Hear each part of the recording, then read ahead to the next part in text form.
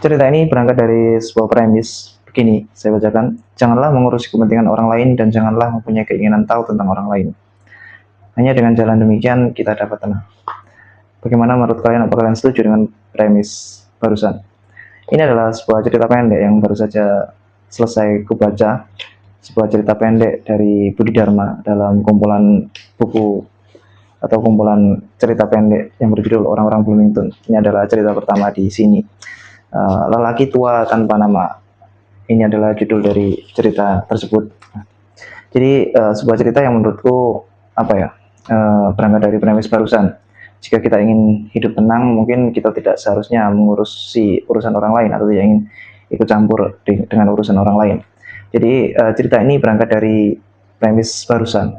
Namun dalam cerita ini, cerita dimulai ketika seorang narator menjelaskan kehidupannya. Ia tinggal di sebuah jalan bernama Jalan Ves, dan di jalan itu atau di gang itu hanya ada 3 rumah, yang mana suasana dari jalan itu cukup sepi sekali. Bahkan si narator ini tahu siapa saja yang tinggal di sana.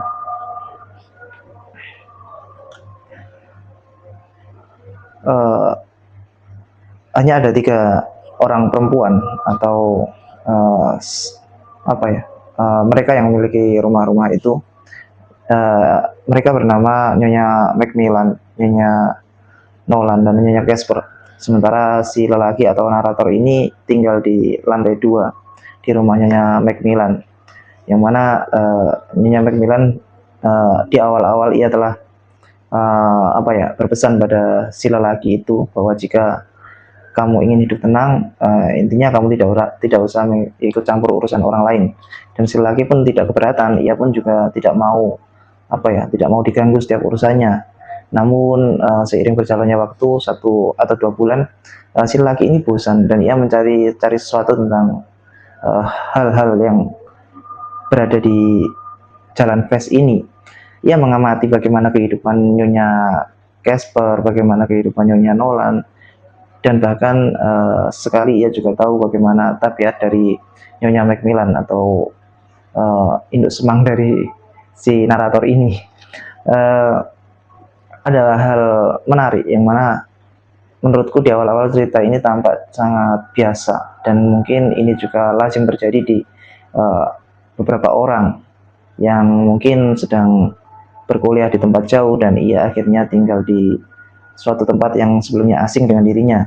Dia bisa apa ya, bisa menyewa tempat kos atau tempat apa ya, tinggal sementara di sana.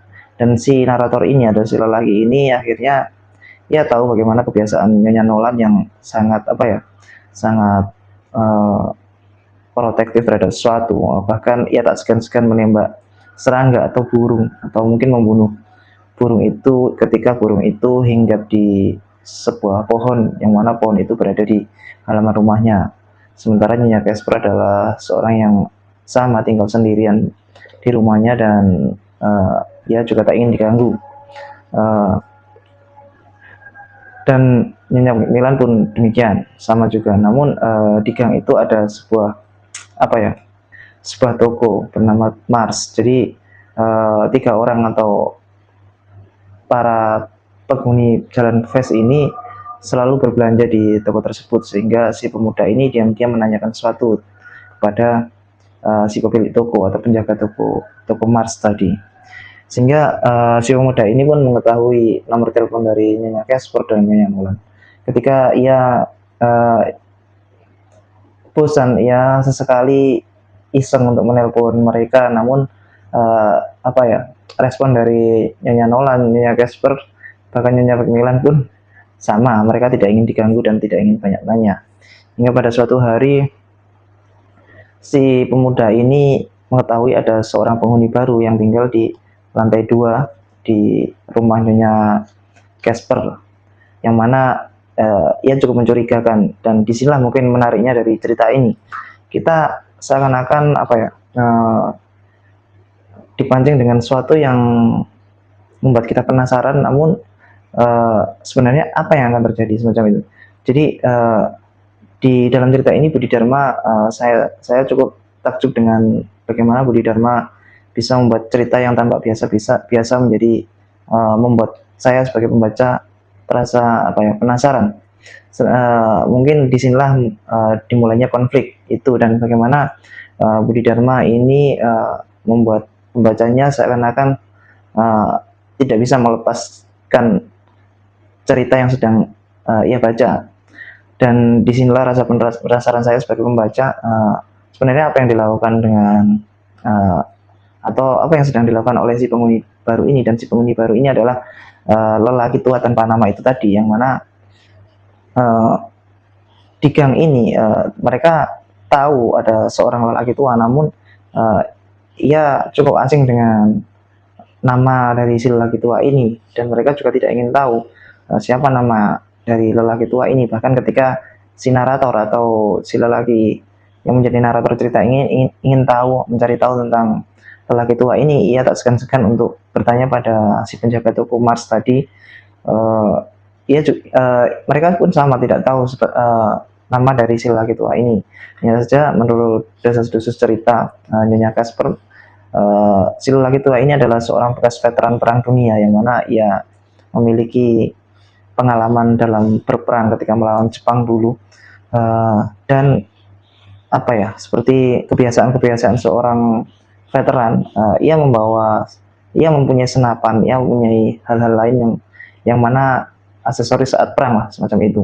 Dan pada saat itu si lelaki ini antara ketakutan dan curiga, yang mana sebuah teror atau intimidasi mulai terjadi di sini, yang mana kebiasaan si lelaki tua di lantai 2 ini seakan-akan seperti sedang memainkan senapan. Jadi dia melihat dari sebuah jendela yang sedang menyalakan lampunya, ada gerak-gerik dari si lelaki tua ini sedang berperan, sedang menembak dan semacamnya itu. Dan saat inilah atau pada saat inilah disadari atau tidak, si lelaki ini telah melanggar dari pesan Nyonya Macmillan, yang mana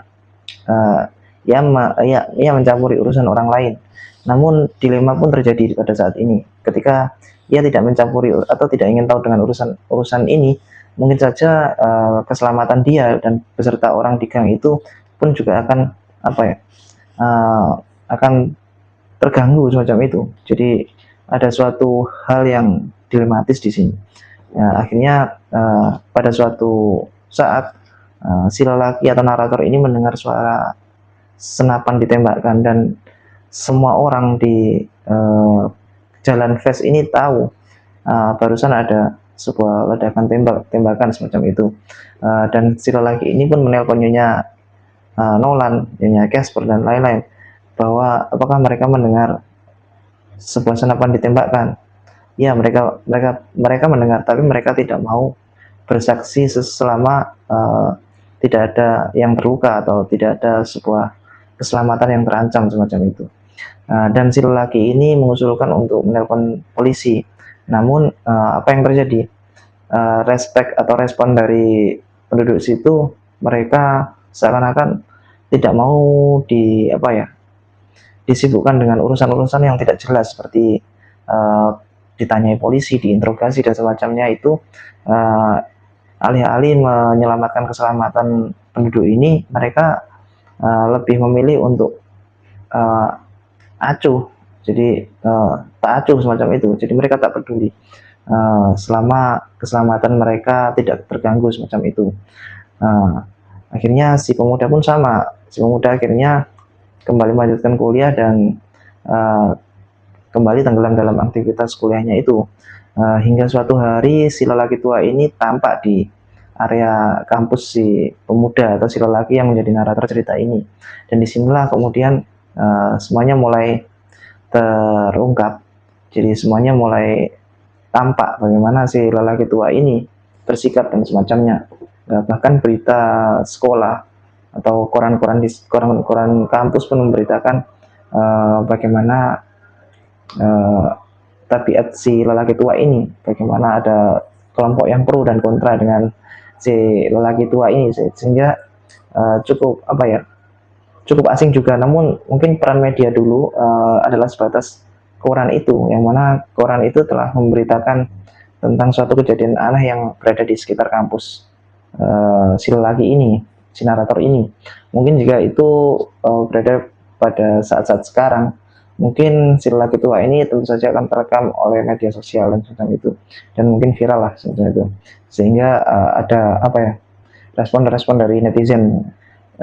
Dan hal itu pun sama terjadi pada saat itu, sehingga si lelaki ini pun mengikuti sebenarnya siapa si lelaki tua ini, sehingga apa ya, ini seakan-akan membuat atau menjawab pertanyaan saya sebagai pembaca tentang sosok misterius lelaki tua ini, sehingga di akhir-akhir terjadilah suatu kejadian yang tidak diharapkan, namun cukup cukup rumit. Namun disinilah Budi Dharma bisa apa ya, seakan-akan punchline atau menyentak kita sebagai pembaca yang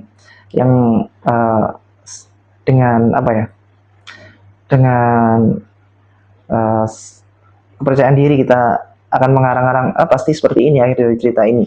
Namun Budi Dharma mempunyai cara tersendiri untuk mengakhiri ceritanya yang menurutku sangat di luar perkiraan. Dan mungkin jika teman-teman penasaran, teman-teman bisa membaca lebih lengkap buku kumpulan cerpen dari Budi Dharma yang berjudul Orang-orang Bloomington ini, dan beberapa cerita menarik di dalamnya tentu saja.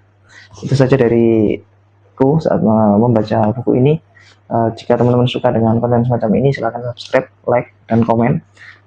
Dan mungkin jika ada sesuatu yang mungkin kurang saat sampaikan cara membaca buku ini, teman-teman bisa komen di kolom komentar. Terima kasih, itu saja. Sampai jumpa di konten yang selanjutnya.